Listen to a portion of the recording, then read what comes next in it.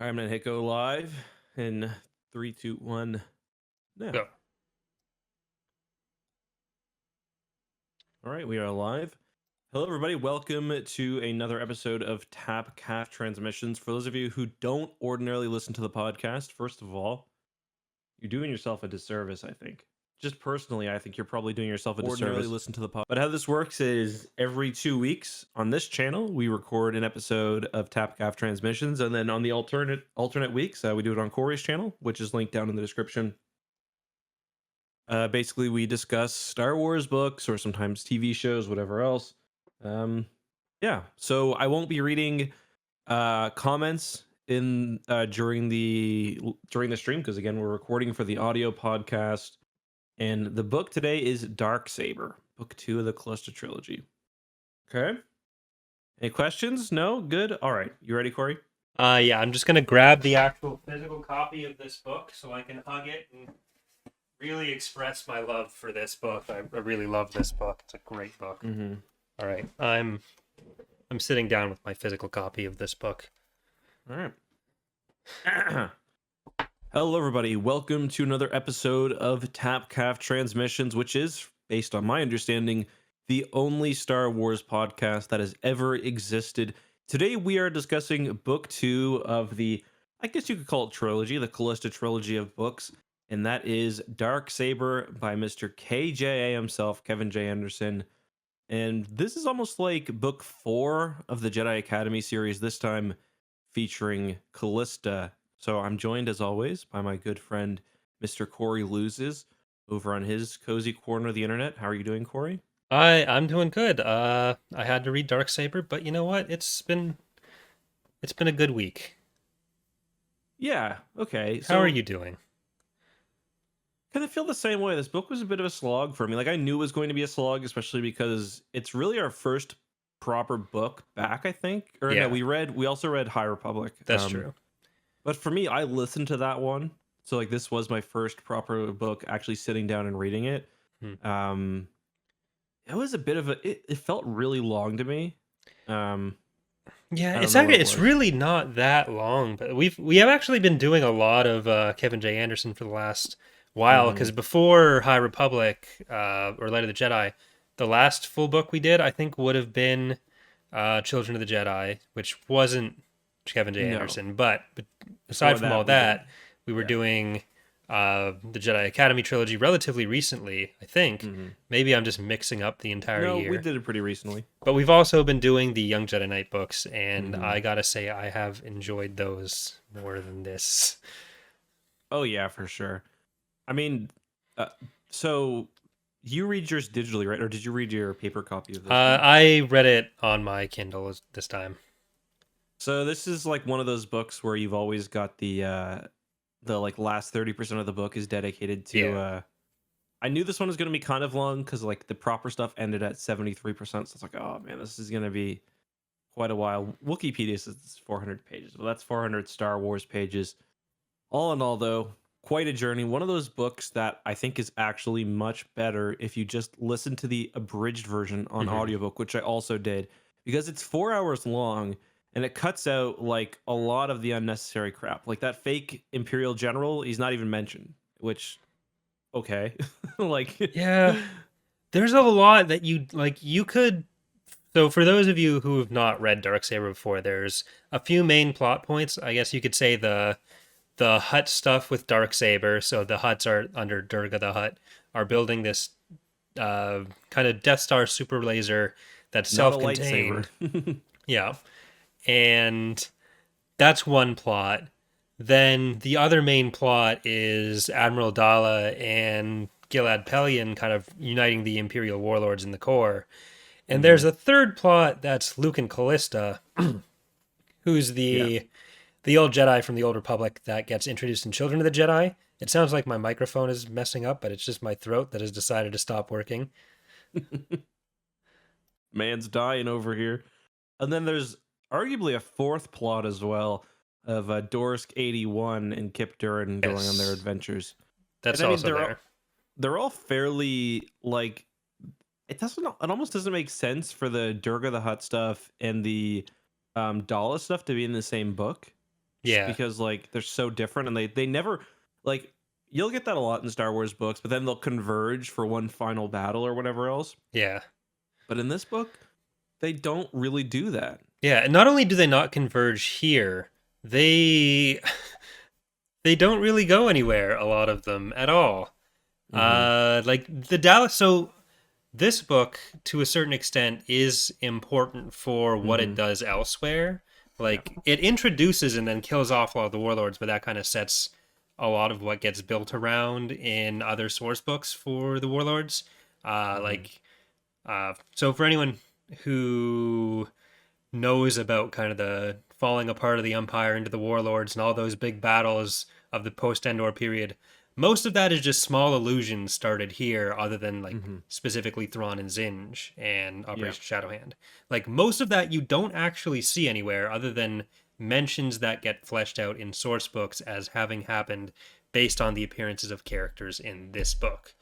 Mm-hmm. But in this book, they're kind of introduced. You have Teradok, Harsk, and Delvardis as kind of the main ones, and a few other ones that are just not even named and killed off in the Alluded to, background. yeah. Uh, and that's kind of what the Empire is broken down into. But they're killed off here. They don't really do much. We get a really big fleet that's built up by Daala and Pelion, but it's also mostly killed off here as well. So all the Yeah. stuff that gets built up later of Pelion rebuilding and reunifying the Empire, Mm-hmm. the stuff from this book is kind of already gone at that point. Yeah, I mean, it is nice because it is like the formal end of the warlord era, and Hmm. after this point, you get more of like an imperial remnant, which is kind of nice, I guess. Um, but it's a weird way to do it. It's weird that Daala's so into like in on it, and yeah, it's a very strange book with a lot going on. Yeah. Um, they should have cut out half these plots for Champions of the Force. Well, it's kind of the same problem I had there, where in Champions of the Force, you've finished within the first 6 chapters the entire Mhm. plot of the Jedi Academy trilogy, and then you have what 20 to 30 other chapters where there's just new stuff introduced that kind of doesn't matter for the stuff that was happening before. Mhm. And in this book, there's the 3 or 4 plots that don't converge, and they all kind of sputter out on their own. Like the I I really do like that Kevin J. Anderson is, out of almost all the Star Wars authors, not afraid to bring in other people's work. Maybe it's just Mhm. James Luceno that is more willing to kind of play in other people's areas. Because there are a lot of Star Wars authors, and chief among them is probably Timothy Zahn, who has their little corner. They don't want anyone playing with their toys, and they're not going to play with anyone else's toys. But Kevin J. Anderson really brings that stuff together. So that's how you get some of the references of or of Dark Empire stuff with Thrawn trilogy stuff, and that's really Mhm. cool. Yeah. But some of the execution of it kind of just means that they're pulling in the names and it's not really accomplishing much. Mhm. Yeah, Uh, I mean, the best tie-ins we actually get that are meaningful are with other Kevin J. Anderson stuff, like the yeah. Jedi Knight stuff. Like I like that Kip Duran's in the book, like that Silgal gets mentioned. We even get an Exarchun reference, Talking. um, which is nice. But yeah, it's just a very strange book. So let's talk a bit about what actually happened. I guess we'll take some time to discuss the 3 or 4 main plot lines. Luke, I will say, is one of the most ridiculous plot lines in a Bantam era book because he basically goes and hits all the old famous locations. He starts off in Tatooine in a very needlessly extended scene where they're on like Tatooine for like 30 Yeah. pages, and it ends up just being so Luke can visit Obi-Wan's hut and there's nothing there. But he starts off on Tatooine because Callista, who is the computer ghost that's inhabiting the body of one of his former students, and no, that is, I'm not making that up. There's actually a line that I saved from the book because I thought it did a good job of encapsulating. Let me see if I can get to my notes. I thought it did a good job of encapsulating the kind of style of this book. I'll try to let's see my clippings.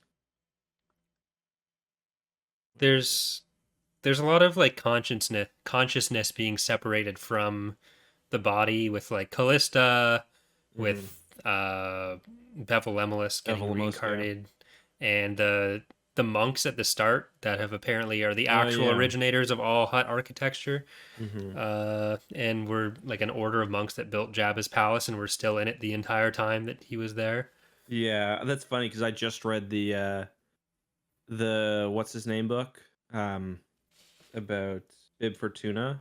I Hmm. forget what it's called, but from the Tales of Jabba's Palace book. So it was kind of nice to get revisiting that. But I've got a little paragraph here that I think just kind of lays out how ridiculous this trilogy is. Yeah.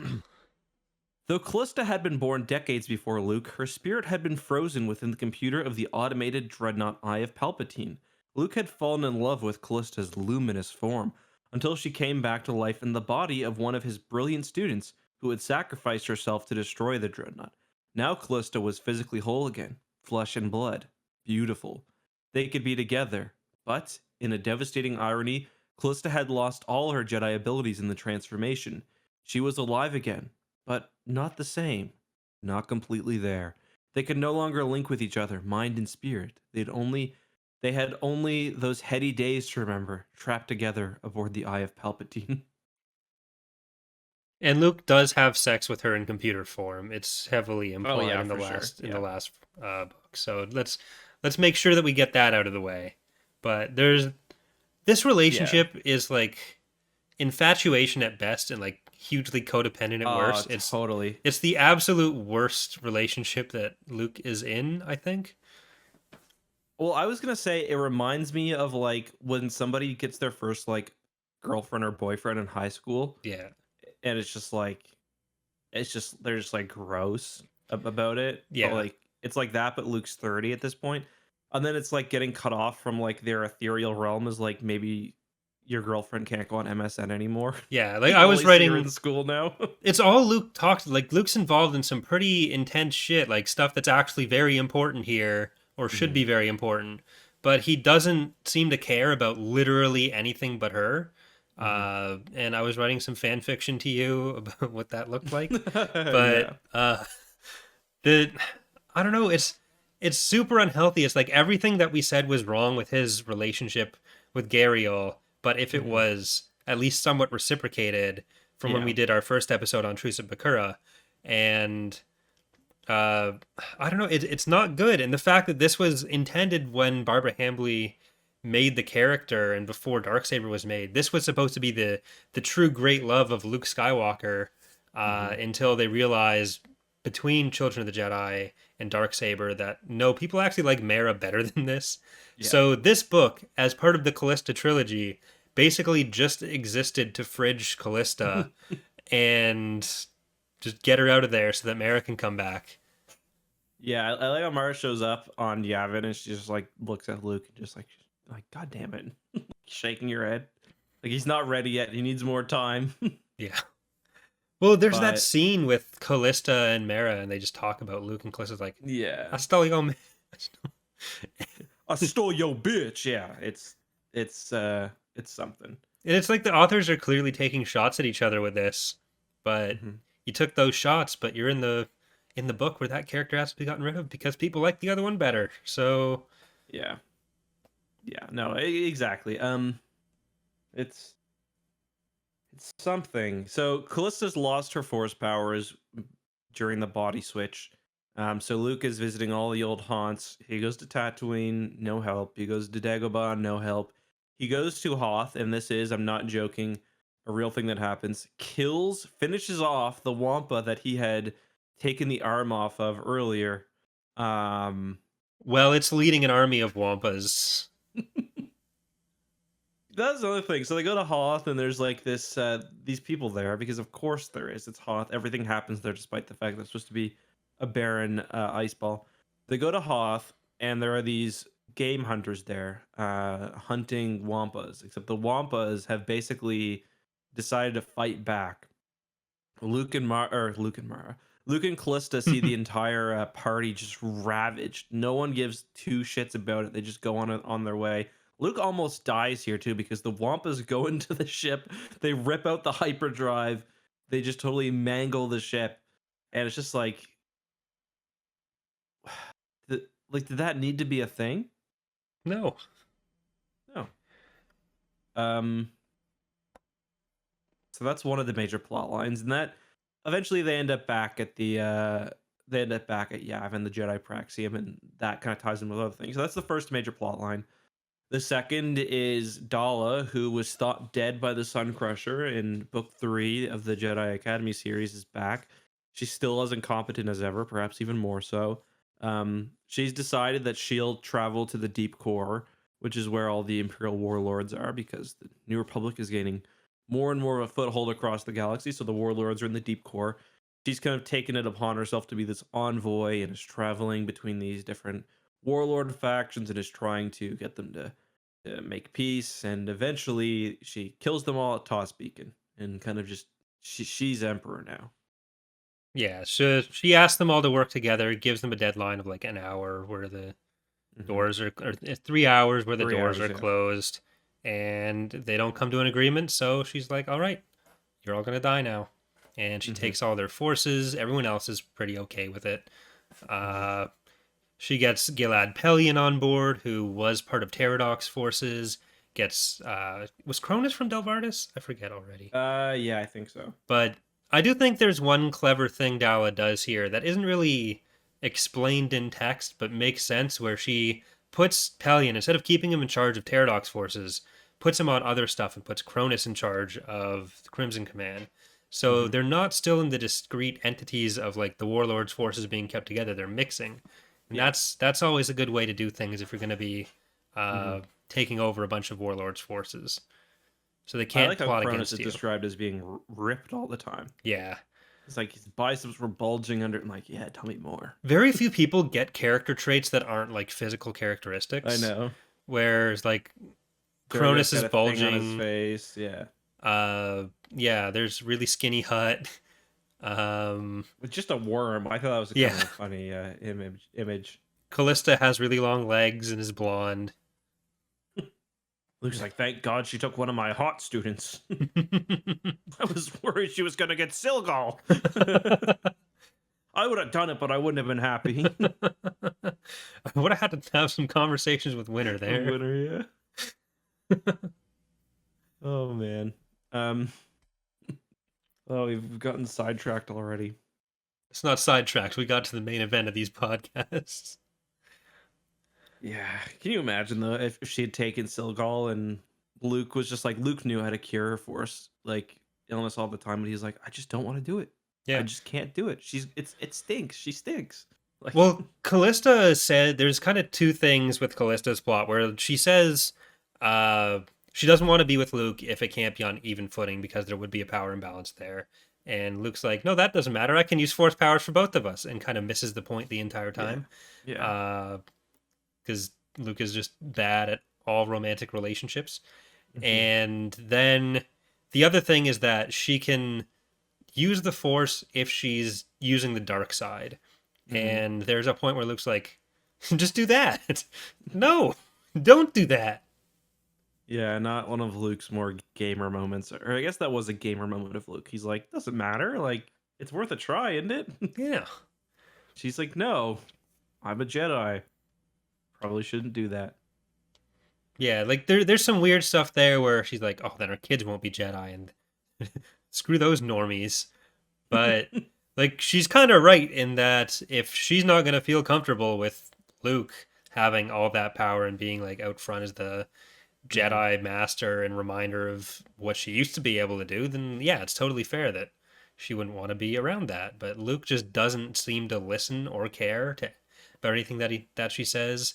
And while she's around, he doesn't seem to listen to or care about anything anyone else says.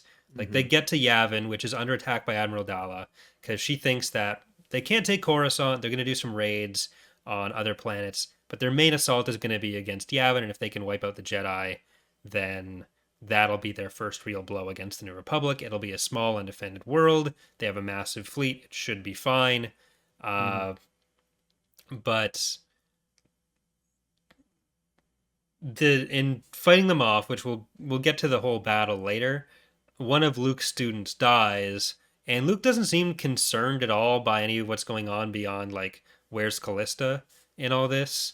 And it seems like he has a responsibility to the rest of these students, many of whom are probably quite young. And he's just doesn't care. I mean, to be fair, the guy dies in a pretty epic way. Borsk, yeah, or not Borsk, Dorsk, Yeah. Dorskfellia. Poor Dorskfelia. Yeah, oh god, I don't want to imagine the Borskfelia clones, but yeah. It's just like show them like what else is it gonna do?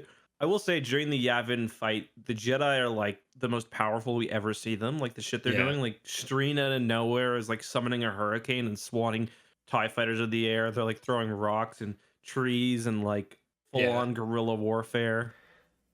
Yeah, and then Cam, there's some juggernauts, and Cam like tricks the driver into shooting their own juggernaut. He kind of points the turret towards the juggernaut, and mind tricks the stormtrooper running it to shoot at the enemy, and one shot takes out the juggernaut. So that might be a little bit No, I of think bad fine. engineering, but I do like that we get juggernauts so soon or so much earlier than the prequels. Yeah, well, this is the first place that takes him from like the source Concept books, art, right? Oh, yeah. Yeah, because it was in some West End Games stuff, I think. But I don't think know. they're ultimately based on AT-AT concept art, though. Yeah, Although obviously they're wheeled. everything is just ultimately based on Episode 4 concept art. um, Speaking of, we do get some interesting ship things in this book. For one, we get the shockwave, right? Is that the Yeah, And they describe that as larger and more powerful than a standard Star Destroyer. So maybe that's something you could do for TR. that we actually have that as an allegiance in TR. Oh, okay. Do you? Okay, that Yeah. makes sense. But yeah, we have how many Star Destroyers do they build? It's like 40 that they build up. They get back I up don't to know how many they actually built, but they get like 40 Star Destroyers and like 120 victories or something. Yeah, I think they build up from 73 VSTs that Pterodok has at the start to is it like 214 or 114, something like that. I think it's 114. Yeah, so we get the ISDs, the VSDs, then we have Shockwave, which is Hearth's flagship. Destroyed. Yeah, that dies. But Yeah. how did you feel about how the battles kind of went in this? Because we have this giant force. Cronus goes as Daala. So Pelion and Cronus kind of act as Daala's second in command or second and third in command. Cronus has the victory fleet. He's going and doing some raids across the galaxy while they prepare for their assault on Yavin. Which is another thing Daala does in Jedi Academy Trilogy. Yeah. And so there's actually a lot of battles that happen out of this, but over very short periods of time. And Pelion takes their main Star Destroyer force. He ends up with, I think, 17 that are there, going to Yavin and get yeeted out of the gravity well by the Jedi. Because a few Jedi, they just make Starkiller look like he's completely weak, I guess. Yeah, they put them faster than the speed of light, just out of the fucking at the picture. They just like instant teleport them out of there. Yeah, destroying their rendering their hyperdrives non-functional, and they're far enough out that when Daala finally gets there in Nighthammer, which is a black armor plated Super Star Destroyer, along with Cronus and his, I think he has like 17 to 14. There's around there. We actually VSTs get numbers in coming this book, which is strange. Yeah. We don't usually get numbers. And I really like that we got the numbers and that they seem to be going to like pretty big fleets. On the Imperial side, on the New Republic side, a Super Star Destroyer and every fucking Victory Star Destroyer in the galaxy is shooting at Galactic Voyager, a single MC-90, for what seems like the better part of an hour, and they lose. To be fair, at that point, I think they only have 14 victories there. Yeah. Well, the 3 got destroyed because some DP-20s flew into them. Is that what they were? I always think CR90 when I read. I thought they were Corellian gunship, didn't they? Yeah. So I think it's DP-20. You're right. I don't know why I always think. Although that art I think I've got in the thumbnail has Corvettes, but not that it matters. It's either way. They get destroyed by having some CR9 like small Corvettes just fly into them.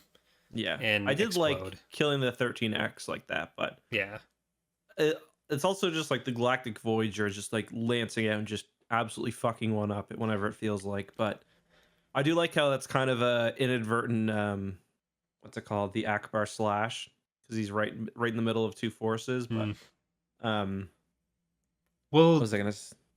this Yeah, he survives a long time. I kind of imagine that the Superstar Destroyer is very far away, so it's like at the edge of its engagement range, kind of just a little bit like doing damage. But yeah, Well, it's a remember strange one. earlier in the book, we get some war games between Akbar and Wedge, and Akbar just looks like a fucking idiot in this book Yeah. at every point because they're uh, Han and Leia are going to Nal Hutta to spy on the Hutts, but under the guise of doing diplomatic overtures because the Hutts had come to Coruscant with these furry little ferrets to steal information on the Death Star. They invite Hmm. Han and Leia back, like, oh, we want to be friends. They really don't want to be friends. They just wanted the information. Hmm. But to figure out what's going on, Han and Leia go to Nal Hutta. They bring the fleet to kind of do a show of force. And part of this task force, you have Akbar and I think it's 3 or 5 of the Corellian gunships, whatever that is, if that's corvettes or gunboats, whatever it ends up being. And then on the other side, you have Wedge, who has the Yavaris, Dodonna, and a couple of his own Corellian gunships. Hmm. Uh, No business winning against the Galactic yeah, Voyager. and MC-90. yeah, so like Akbar goes to fly between them, which is like, oh, we got him now, and they just immediately take out Galactic Voyager. But Yeah. then later, all those VSDs and some pot shots at the very least from Nighthammer Hmm. can't touch Galactic Voyager shields.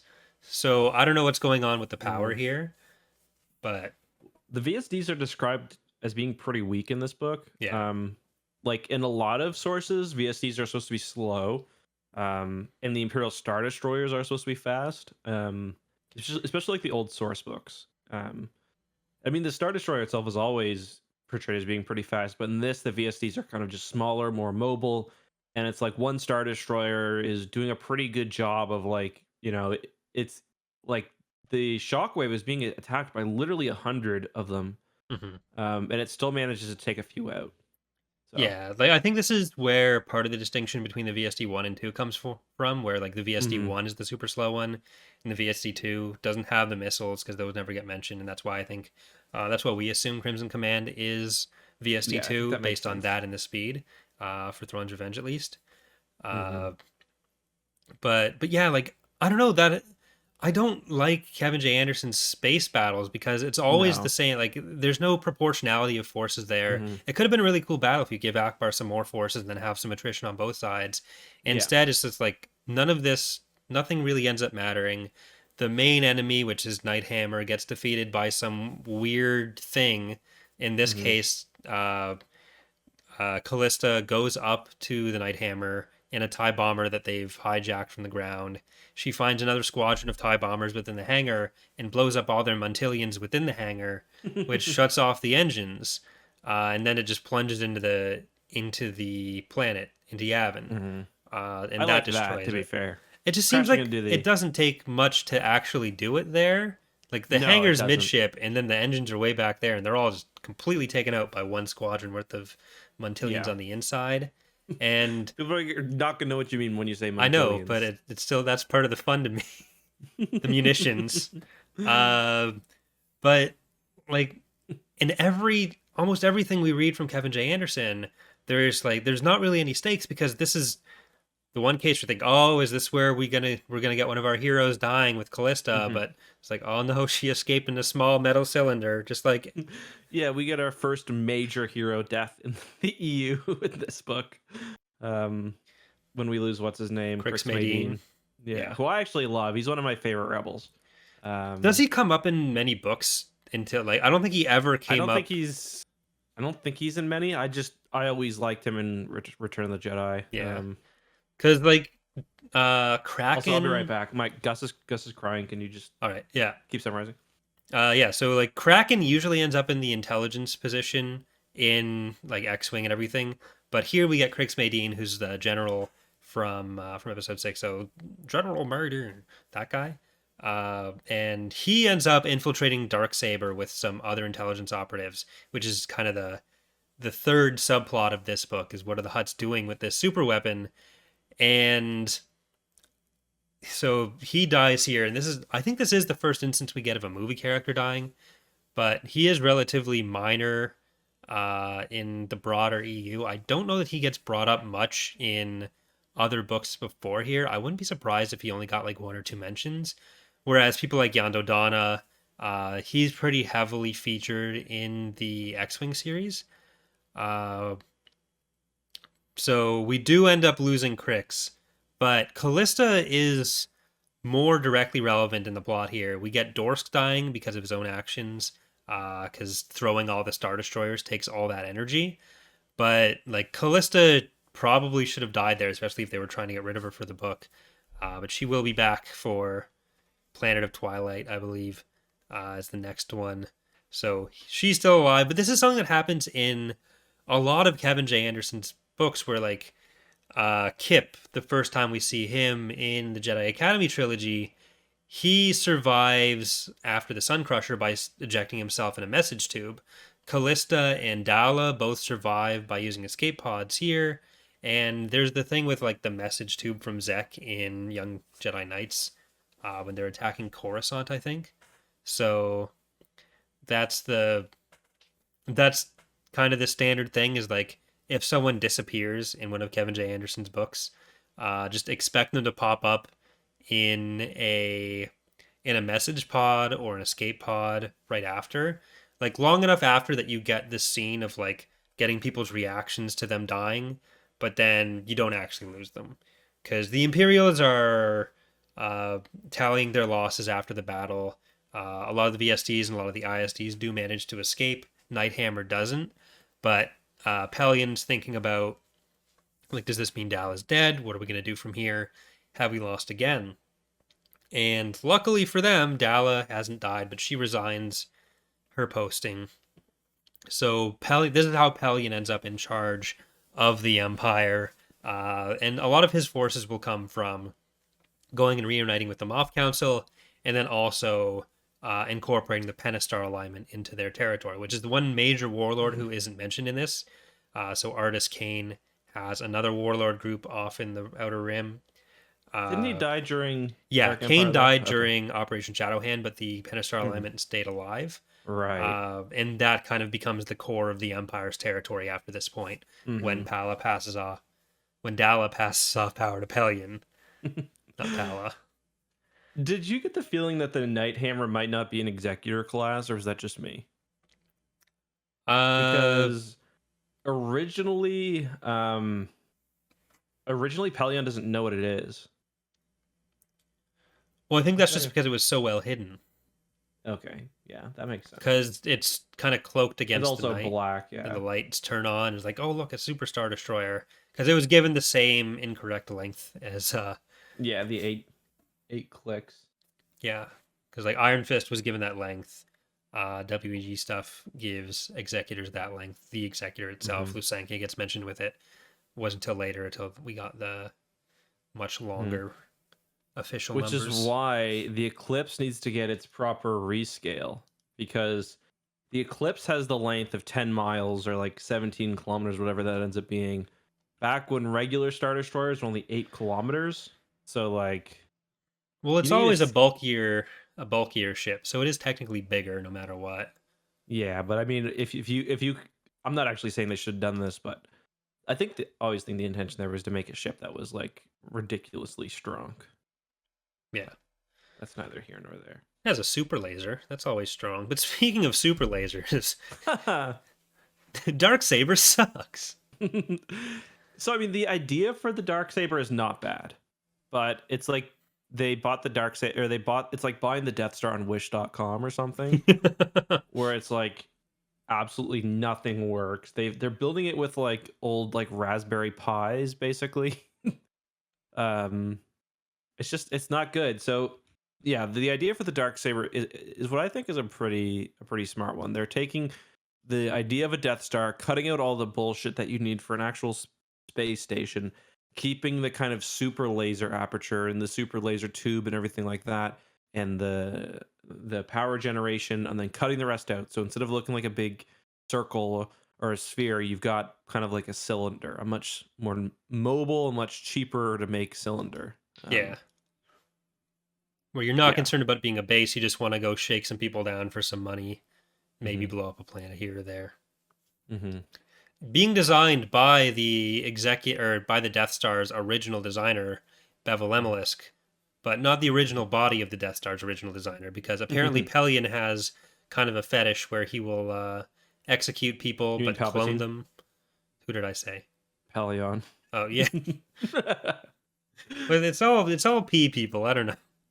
Palpatine executed him after the Death Star was destroyed and And executed then him for like some other 6 other stuff. times. Yeah. Uh, dipped him in some molten copper because, quote, uh, that's what the smelter was doing that day. I mean, the man's not got time to find anything else. Yeah, he's like feeds him. He throws him out an airlock. He has him eaten by bugs and lots of stuff. And yeah, I mean, why When not? I did guess. when did so one of the deaths is that Palpatine has Bevel Emelisk eaten by bugs from Hmm. Yavin after he learned that the planet was going to be destroyed. And he's like, you know what? There's actually some shit I really like there. Go grab me some of those. It's like, oh, you didn't blow up the planet, so now what do I need these for? They can eat you. But when did he have this chance? Like, were there Imperial commando teams sneaking into Yavin while the Death Star was on the way, or when the countdown was happening? Like, oh, we gotta get these bugs for the Emperor. Maybe they were just in a zoo. But he says he rescued them because they were gonna blow the planet up. Corey, listen, buddy. There's a lot of problems in this book. I'm not too worried about Palpatine's This piranha is beetle. this is the one that keeps me up. Okay. You did. I was like, I was awoken from my slumber at 3:30 in the morning, just from one text from Corey. Just said, "But what about the bugs? That isn't even what I meant. Please, please explain the bug." I'm like, Corey, you don't live in your roach-infested apartment anymore. See, that is what I meant. Yeah, but how are they doing? Oh, someone in the chat says, "Did the TIE pilot who was stranded on Yavin 4 give them the bugs?" I assume he's referring to Oral. What's his name? Oral Oral? or? But he's Oral? still there. He's Yeah, still he's there. not. Luckily, He's still he didn't there. get taken out by a stray turbo laser bolt. Yeah, that would have been unfortunate for him because like Jaina and Jacen, they aren't at the Young Jedi Academy yet. So Mm-hmm. I did think it funny too, and they were describing the kids, and they're like, Anakin was 2 years old. All he did was sleep. I was like, that's not what 2-year-olds do. Like, he's like, he never talked, and like all he did was sleep. I was like, you should take him to a doctor. Like, that's not normal development. Like, maybe shipping him off across the galaxy with a nanny, watching her fuck some giant fish man, has affected his development a little bit. poor Anakin. How much of that do you think he saw? He saw a lot. Oh, he saw everything. Well, he made sloshing noises while he was dying on Yeah. Mercure. Yeah, he's seen everything. Oh, just awful. Someone needs to die. It needs to be me. That's why he suggested the mission. He just wanted. Yeah. Like, I've been looking for an out for a long time after seeing these things. But speaking of executions, Durga the Hutt does some executions where he has everyone's chair wired to electrocute them.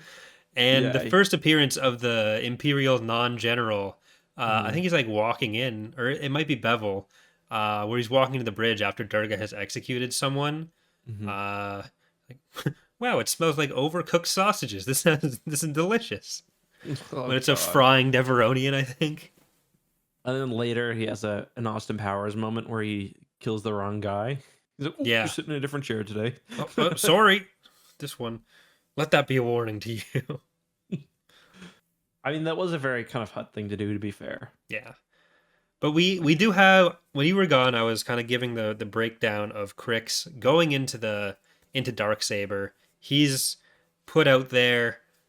He sends the signal back to the New Republic that this threat to the galaxy's there, and this is all in the Hoth asteroid belt. Well, Luke and Callista are on that planet, and Han and Leia must fly past this at some point. But the way this super weapon dies isn't from Wedge's fleet coming in and destroying it. Wedge's tiny ass fleet, keep in mind. It's because they're running away from Wedge's assault frigate He gets and smashed. get smashed by an asteroid. Which I thought was nice. And Bevel manages to escape, gets picked up by Wedge's ship. He's like, oh, yeah, how about that? Didn't think that would work anyways. If I remember correctly, I think he's killed off screen. Like I think he's executed, but I'm not sure. I thought I remember reading that somewhere. Bevel Lemuelus. Yeah, we Yeah. do get the mention of like, oh, he'll probably be executed, but it's not part of this book that he gets executed. He does say like, oh, just make sure you do it correctly this time. Yeah, maybe I just read that on Wiki. It might be like a essential guide to characters thing or something where it says, yeah, he was killed. He do be dead. Got him. That's all it says is got him at the end. Gotta... So, do you think Bevel Lemuelisk has some daughter out there who sacrificed herself for the Alliance, or? So would you take a Krennic or a Lemuelisk? Well, I see him more as a Galen Urso type. Yeah. Or maybe, would you take maybe Quijux is Galen Urso? Because she's kind of unwitting. Yeah, because Bevel's in on it the whole time. He doesn't really care. He's kind of more like the post-war Nazi scientist that end up going to every nation. He's the Werner von Braun. Also, I was just looking at Wikipedia for this, and when you look at that, number 3, Darksaber's trending. I'm not going to examine this any further, but I'm going to assume they're talking about the Darksaber from this book, just because of the immense reach that us, the only Star Wars podcast, have. Yeah. That we, the only Star Wars podcast, have. Yeah, when we tweeted this out, it was game over for every other article. It's crazy that our Mandalorian stuff is still trending from when we covered those episodes as well. Yeah. You're welcome, Disney, for putting that out there for you. Yeah. But for my calls and give me the episodes early, please. There's one other subplot that I've been kind of tracking throughout the Young Jedi Knights books, and a little bit in the other stuff, but it hasn't really come up outside of Young Jedi Knights so far, where we know eventually that Jacen Solo is going to become a Sith Lord. So I've been looking for sociopathic tendencies from him in these earlier parts of his life, because like everyone thinks, oh, he was such a sweet kid, loved animals, but I'm here to tell you that he gets like one line here or one scene here showing him, and it's kind of disturbing. It's pretty bad because they're on they're at the Imperial Palace, and they're over like some banisters overlooking a crowd, and Jacen says, "I guess I'll just kill them all." Yeah, so they're looking down at everyone, and the twins are like overlooking the banisters. And Jaina says, "Look at the people; they're so tiny." Jacen says, "Can I throw something down?" Looking for an object to toss over the edge. "No, you may not," Leia said. "But Jaina's going to," the boy responded. "No, she isn't." "No, I'm not." So Jacen is just looking to like drop some shit on some people. Motherfucker's looking for an excuse. Yeah. Yeah, no. And then Anakin too, there's like one scene where I think they're seeing maybe Han off into a shuttle, and Anakin's just like looking at the sky menacingly. He's like, "You're lucky I got killed earlier. I would have been even worse." Nah, Anakin was always the sweet one. I don't think he had any signs, did he? Does Anakin have any sort of dark side arc? Because it's been a long time. Not really. NJO. He should have. Like, he was basically the sure of himself Jedi warrior at a time when everyone kind of thought the Jedi would just be old warrior types. Yeah. If they had killed, what's her name? Tahiri? Yeah. If they had killed Tahiri in Star by Star, maybe that could have been an interesting setup for... I mean, I'm not looking forward. If we read Junior Jedi Knights, I'm not looking forward to reading those early NJO stuff just because they like take all that. It's like, all these characters that you loved reading about when you were kids. Yeah. I'm literally going to have diarrhea all over them. Yeah, like Ikrit and Anakin just die in probably some of the most brutal ways possible. And Tahiri might have like the worst life. Yeah. She gets like anyone badly. Tahiri tortured and like Vong. Yeah. She gets Vonged basically. She gets Vonged, watches her boyfriend die, gets taken advantage of even before Jacen becomes a Sith Lord by him. Yeah, right. Like Jacen, you want to see the past, baby? Jacen's not a good person, even when he's supposed to be a good person. But yeah. Yeah, not good. Not good. Or Tahiri. Oh yeah, and then someone points out there's that scene where Tahiri tries to seduce Ben when Ben's like 14. That's really weird. That'll be in Troy Denning does write Legacy. some scenes though. Troy Denning do be including some uncomfortable stuff in his books. Should have him on for that, but I forget which Legacy of the Force book it is. Be like, Troy, what were you thinking when you made 18-year-old Tahiri try to touch 15-year-old Ben's wiener? Was that a conscious thing you did, or was that what was the point of this scene? Well, we got another guest for you here, Troy. The twins loved colored cubes of fizzing protein gelatin. Oh God. Let's move on. Well, this page is just full of so many things to talk about. Leia appreciated Mon Mothma's confidence in her when the former chief of state passed the torch of leadership. Yeah. So how the does whole no elections thing in the Democratic Republic? I'm sure they're just happening off screen, right? Like it's not just appointment from the It previous. kind of seemed like maybe it's like this thing where like you elect the Senate and then but they elect chief of state as the GA because we get well they Steve elect Martin elected. Yeah, no, he he's gets still elected the as the New last Republic New at that Republic point, are one. they?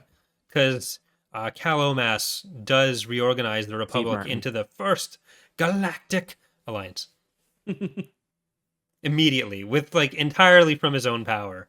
So I do think the New Republic may still have some problems with executive overreach there. Do you think after like the Jedi had propped him up, like and like Luke and them had went out of their way to make sure he wins, they're like kind of pulling at their collar, but like, ugh, like I don't know, this guy just kind of ended the government, like. Well, he didn't end the government so much as he subsumed it within other governments and other governments within them. So the federal structure of the Galactic Alliance is kind of strange. It's almost like I still think the degree to which the Empire is included is inconsistent, but yeah. Well, because a lot of them are just kind of member states where there's the overall government of the Galactic Alliance, which kind of replaces the New Republic. And they have some jurisdiction over member states, but there is a lot of except the New Republic, which they've like fully subsumed. Yeah, well, it's kind of like the difference between like England under the UK Parliament versus Scotland, where Scotland still has its own Scottish Parliament, but yeah, so it's not quite the Canadian style of federalism. It's more unitary state, but with some. We elected Daala as MLA. Yeah, that wasn't a good. That wasn't good. The whole thing where Daala becomes chief of state is so dumb. This is Look, listen. Daala blew 100 Star Destroyer advantage to 0 against a world with no ships. Yes, no turbo lasers. Like, you know what you could have done instead of sending TIE bombers down? Just shot it from space. No, because the Jedi send the ship away. It did mean that Dorsk 81, who gathered all the power of the Jedi into himself to shove him out a little bit, he does fry himself. Get fucking wrecked, Dorsk. Holy shit. Like, one of the Jedi just left in the background. Kip's like, we must find Silgal. It's like, Kip, I have no eyes. I just imagine like he's like turned into like a pile of dust and like like Kip's just like getting his dustpan. He's like sweeping a dustpan. Someone get Silgal. Get me Silgal and some super glue. We can still save him. Oh, grief does strange things to a man. God, I can't wait till we get to Legacy of the Force to really just see how we get to a situation with Daala in charge.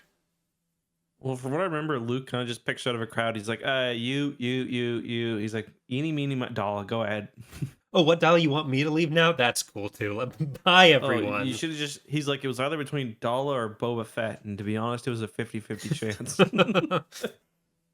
He's like, okay, we're gonna either choose Daala, Boba Fett, or we're gonna revive Jacen and give him a second shot. Well, the really weird part about Fate of the Jedi is when they meet the Lost Tribe of the Sith, and the first question he has for Visterikai's dad is, "What to be chief of state?" God, his dad's such a dick, or her dad's such a dick. I remember now. Oh, Lost Tribe of the Sith. That's some weirdness.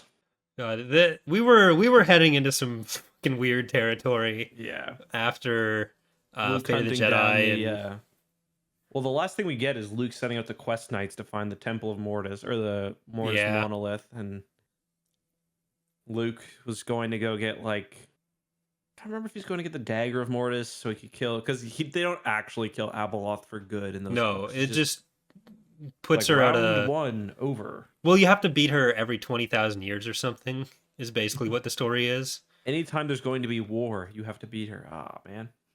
But it's always a war. We've got 2 Imperial Remnant wars scheduled for next week. Everybody call Darth Crate. Yeah, the Darth Crate stuff's a bit weird too. Well, the thing is, all that stuff would have had to fill a century between, between Fate of the Jedi and the Legacy comics. Yeah. So we knew where we were going with it eventually. It's just some of the specifics would have to be filled in, and that's kind of the same issue that we have with a lot of the like inter-trilogy periods, and now the stuff between like the stuff where you kind of know what's going to happen, but not the specifics. Yeah. But we do have a few email questions, unless there's more you want to get to with our own notes here. We got some emails and some rankings to do, I believe. On one occasion, they described Streen as like confused looking, which I just thought was really funny. Well, I've never really considered Streen to be one of the powerhouses of the New Jedi Order, and Karana T sees him like, you may not like it, but this is what peak performance looks like. It's like Streen's just like drooling and just like whipping his finger around in a circle. They're absolutely banging, right? Karana T and Streen, are we shipping that? Yes. Okay. Yes. Yeah, okay. I'm starting to see what you mean. I am part of the problem, aren't I? I will say there's also one thing that just stuck out to me as being a little ludicrous is that moth that the tracker moth uses as a tracker, because there's sometimes in Star Wars when you get technology that's like, yeah, if this were something that was like made sense in the lore, they'd use it all the time, and apparently Star Wars now has nanotechnology at a moth scale that can hide itself on ships and track it across the galaxy. It's like, why didn't you do that for anything else? It's one of life's great mysteries. It was probably just a regular one, and then he just likes moths. He's laughing. He's like smiling to himself, like, putting the tracker on the ship.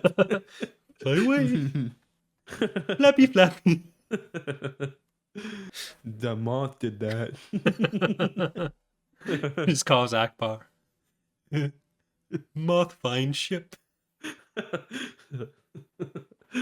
Oh man, no, I think that's all I got to say. I mean, just you want to give overall thoughts and do. So how do you want to do this?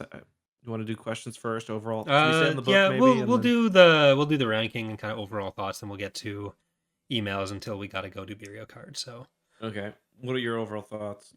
I didn't love it. There were parts of it that I enjoyed, but overall, I think this is going to be kind of closer to the bottom. There's some important stuff here for broader lore stuff, and that is usually what I enjoy, but at the same time, I'm just not a huge fan of how the story was told or the particulars of the story being told, and I feel like there's so much here that's kind of unnecessary, and much like my thoughts on the Jedi Academy trilogy, a lot's there that just kind of undermines itself. So for me, this is going to be probably between Dark Apprentice and Champions of the Force. I wanted to get the ranking set up for this week, but I didn't because I couldn't find the bit. I'm probably just going to have to go back to the overall ranking video and reconstruct it from there. So it'll be in that area for me. How about you? I like this more than Children of the Jedi, largely because it's not just stuck on one ship that I don't like the premise of in the first place. And like we do actually get to see the galaxy. Like I like scenes where you have Leia actually being chief of state and on Coruscant and shit like that. I enjoyed that. I think my least favorite plot line was the Luke Callista stuff. It was just like so boring. One thing we didn't talk about that I kind of liked was the flashback scenes we got with Bevel Lemelisk, usually with Tarkin, but I think there were a few other ones. I thought those were fun. Yeah, the Akbar backstory is nice there. Yeah. Oh yeah, because we get Akbar as a slave. I think that had been established before, right? Yeah, I think it was with the Jedi Academy trilogy at Right. least. Yeah. Yeah, I think you're right. Um. So this is like better than like I like this more than I like say Crystal Star or than I like Children of the Jedi, but it's not certainly not a slam dunk by any stretch of the Hmm. imagination. Um, All right. Do you have like an idea of what tier that's going to put it in for you? mm, it'll be bottom C for me, I think. Bottom C. Wow, that's higher than I thought it would be. Maybe a D. I mean, I don't think I've got any below D I right don't now. think So you. Yeah, I don't know if you have a D at all. Uh, shut up, shut up, shut up. a D I think tier. yeah, I think maybe I put Children of the Jedi in D, but I'm not Mhm. positive. Let's just go read Bedstar again. Medstar was quite good. Uh, but yeah, so I guess before we get to emails, do you want to decide what we're doing next week? I haven't really thought about it yet. I mean, I'm not sure what I want to do. I'd kind of like to take a week off from reading, if I'm being honest. So Yeah, something we could think about to talk for that. Um, I don't know. I mean, season one of Rebels. Uh, Yeah, I kind of want to watch it all again though, because I just watched all mhm. 4 seasons, and I kind of want to watch it again. So like, I'd like to plan that a bit in advance, so I Yeah. can spread over at least a couple weeks. So we should probably plan around the episode on the 4th of March, that week being Victory's Price, right? Oh yeah, right. So we'll kind of plan backwards from there. Maybe we'll just do a quick planning session here. I'll say I also got Victory's Price, and I did email to see if I can get it for you as well. So maybe Oh. we could do it. When does it actually release? I think it releases on the 3rd, and we'd normally be recording on the 4th. I don't know if I'm going to be able to read it like all Yeah, that so if day, you can get it in but advance, we can do it on the 4th. I I will like say honestly, if it releases on the 3rd, I might just sit there and read it the only problem is if because we do it that way, we don't give time for ordinary people to read along with us. ordinary people, Well, I mean, who wants to, the you know, listeners. yeah, the listeners. I mean, ordinary people who can't start reading Star Wars books off as part of their Yeah. job. I will say I've read a little bit of it, and oh man, it's really, really good. Yeah, I did my Control F at the beginning of the book, and I've told this many times. Whenever I get a new advanced reader's copy of a book, I go to the program and I Control F certain words. Found a lot in this one that got me excited. meow.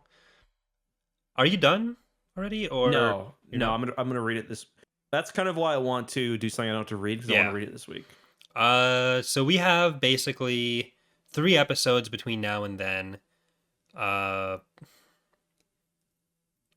the Young Jedi Knight books are still reading, so there's that. Yeah, we But could do that, or like we could just do 3 weeks of Young Jedi Knights because we do need to finish them, or we could do a comic maybe. yeah. I'm trying to Do you have think. any thought, anything that's jumping out, or maybe if Chad has anything that's jumping out to do as like a topical one, or Hmm. I don't know, man.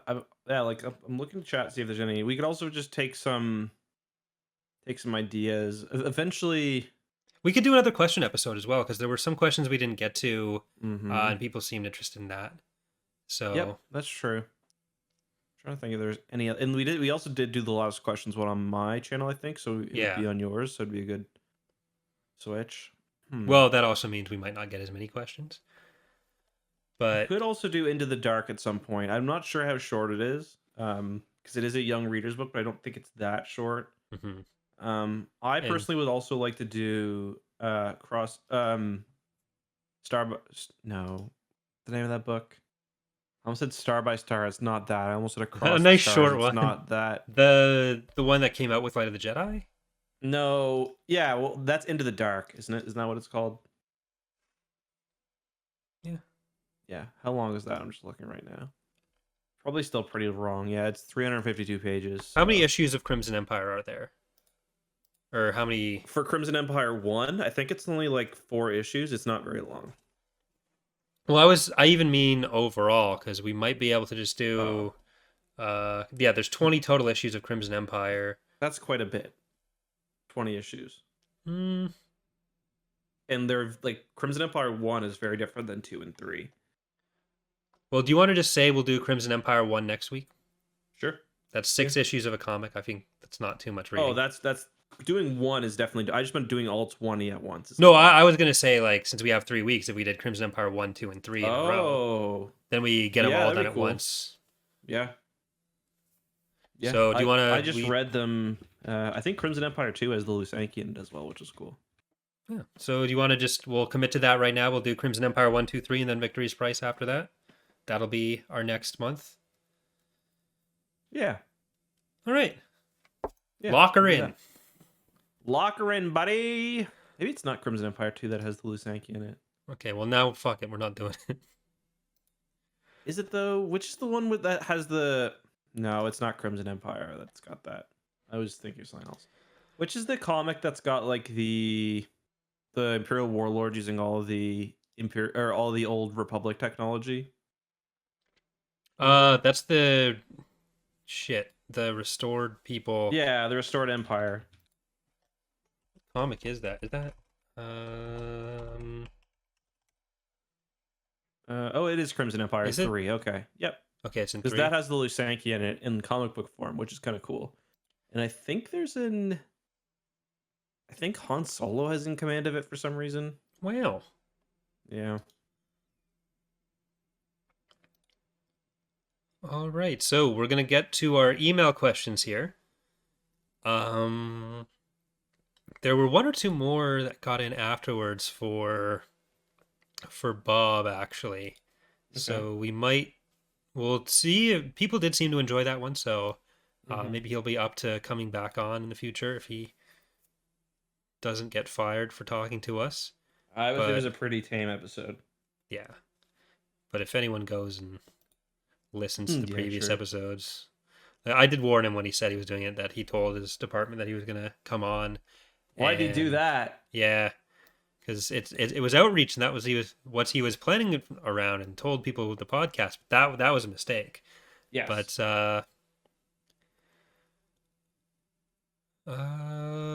our first email that we're going to talk about here is from Joel, who says, "How do you feel about the overall direction?" Regular emailer Joel says, "How do you feel about the overall direction with regards to the Empire in the post-Endor EU and Legends? Personally, I really don't like it post-Bantam era and post-Pelion-Gaverson Treaty.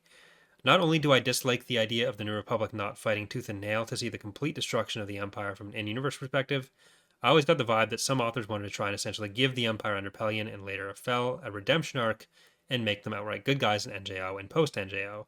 Not until Legacy do the Empire become baddies again, and even then it's because they got taken over by Sith and not because authoritarian governments are just outright bad things.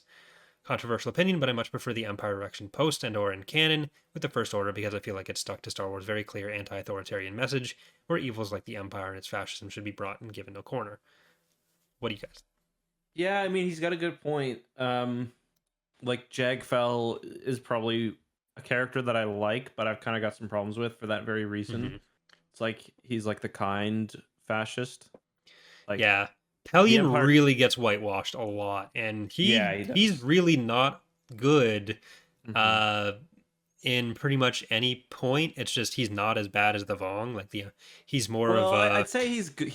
Oh shit! I just knocked my track IR off my headset. I forgot I had that on. I'd say he's okay by Imperial Gaverson Treaty, and like he's a pretty good character in Legacy of the Force. Like he's kind of taking his statesman role, and he's always still very authoritarian, and like he does embody a lot of the traits that are wrong with the Empire in a lot of his earlier appearances as well. Oh, totally. Like the humanocentrism.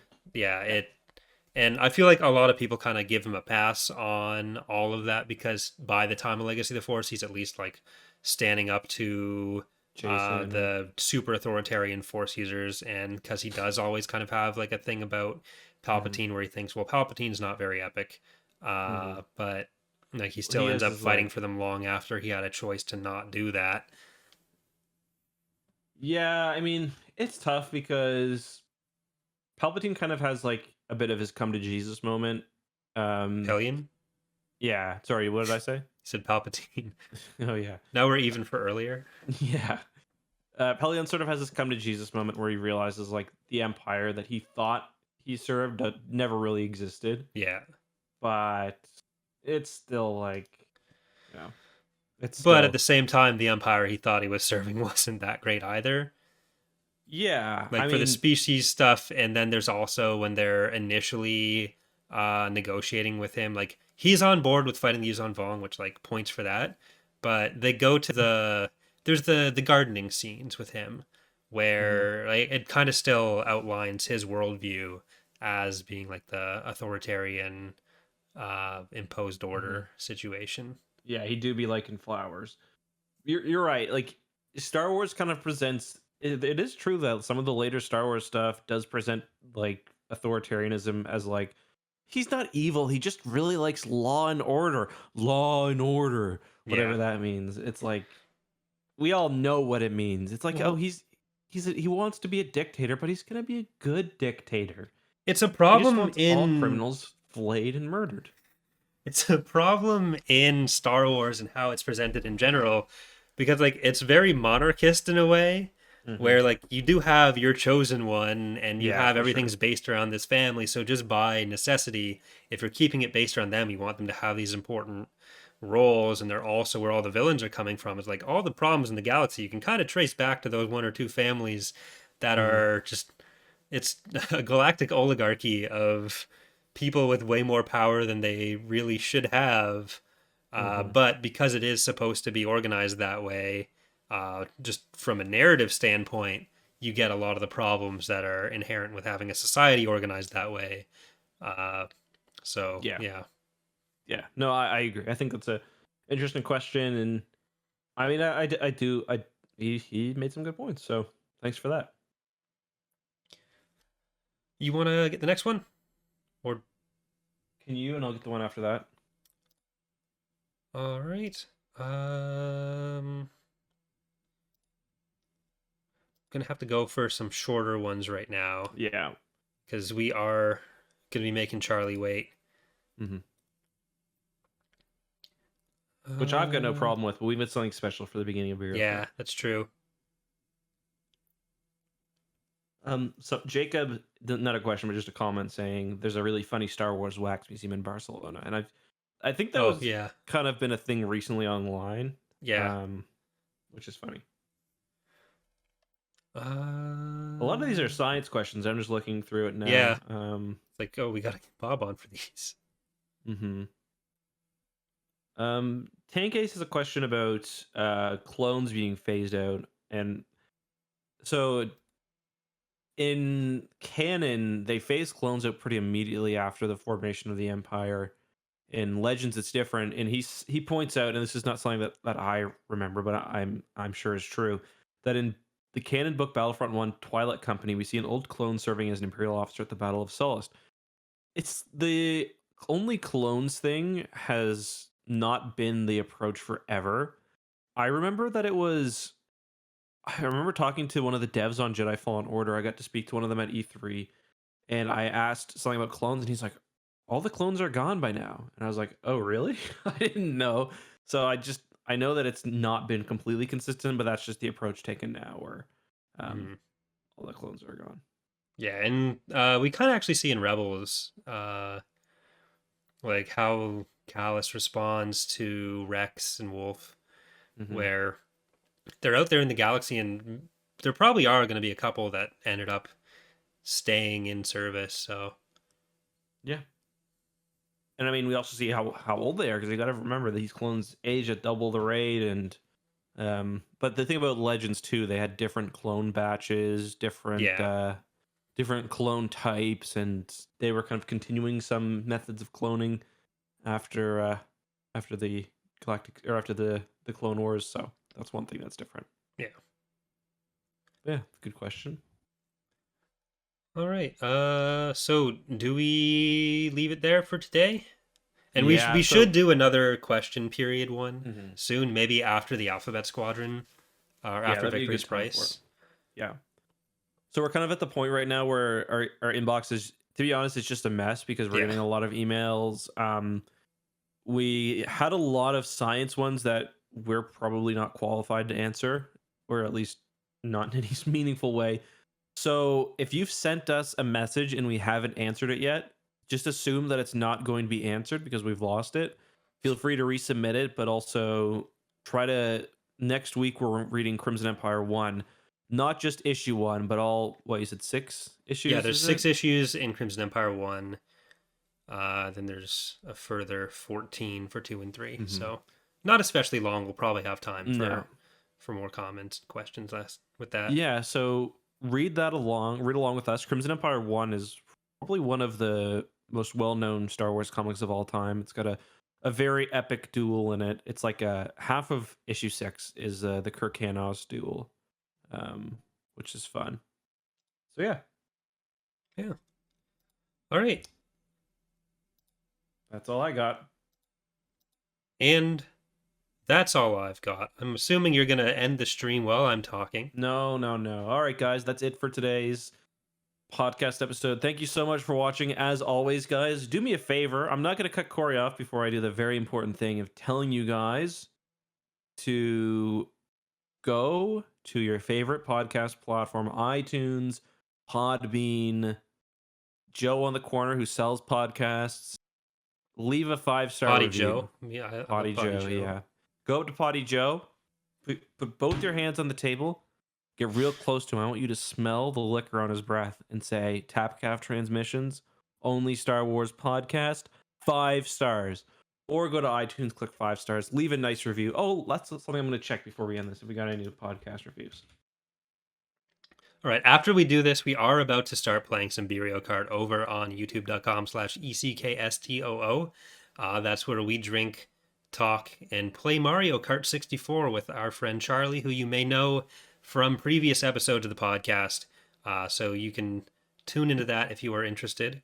It's always an interesting time, I guess, especially with today's special reveal. Oh, It's going to yes. be great. I'm going to say we've got a celebrity guest today. All right. Celebrity. We do have a few podcast reviews. Do you want me to just read these to end it? Yes, absolutely. We've got thumbs up, 5 out of 5 from 5 G's, 3 H's, 2 more G's, an H, a Y, a G, a Y, a B, and a V. That's his name. He says, good podcast. I would recommend highly. Wet Bub would be proud. Wet Bub, of course, being the Gungan from the High Republic. Nyoa the Prince is the KFC of Star Wars. The podcast is great. It has all the great flavor of a bucket of KFC chicken, with how in-depth they go with the reviews and takes on old and new canon. I didn't read this through before reading it. Only drawback is the greasy bottom of the bucket known as Charlie. But his infrequent presence, much like a heart attack, keeps things interesting. Oh my god. Oh man. Okay, very good. We got Lil X Videos who says 2 knuckleheads talk Star Wars for some time, being the only game in town. I give it 5 stars. We've got Chewy Holic says 2 there are, a master and apprentice, no more, no less. Yoda, there is another Star Wars podcast. I don't know about that, but those are some really, really amazing podcast reviews, guys. It means a lot to me. And listen, we spend a lot of time on this podcast reading. You know, I'm a slow reader. I'm not that bright. It takes me a long time to get through these books. So giving good reviews and recommending the podcast to others really helps us grow. Corey and I have talked about bringing the podcast to the next level, and as soon as we can. I know that's one of my goals for this year. One of the reasons I got a new mic. So Yeah. Like an intro song, some actual art related to the podcast rather than the X2 background and my passable layout. Like we might even use Zoom or something, and we can look like a real Star Wars Explained live stream. I don't like that idea. And maybe we'll get a sponsor now that product has dropped us. But yeah. Any suggestions you guys have for how we could be just better at our jobs? You can submit those along with other questions for Crimson Empire 1 at tapcaftransmissions@gmail.com. If you can work, if you're going to leave a review and you can work the word sleazy into it without being disparaging towards Corey or I, Or or towards towards anyone who Corey or works me, for anything Star Wars related. yes, then I'll appreciate it even more. But with that, guys, we are going to end the podcast. Corey, take us out. Bye, everyone. Fuck. Ah, you tried to cut me off.